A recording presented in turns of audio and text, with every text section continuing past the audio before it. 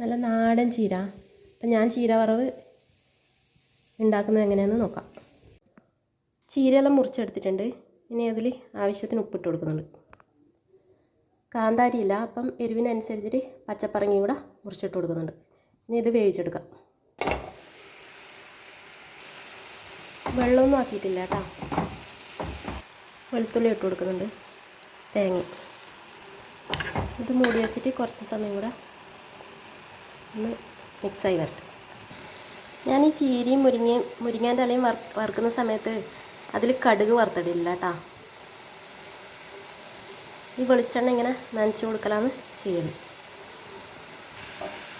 മൂടി വെക്കാം. അപ്പോൾ എല്ലാം കൂടി നല്ലോണം ഇളക്കി യോജിപ്പിക്കാം.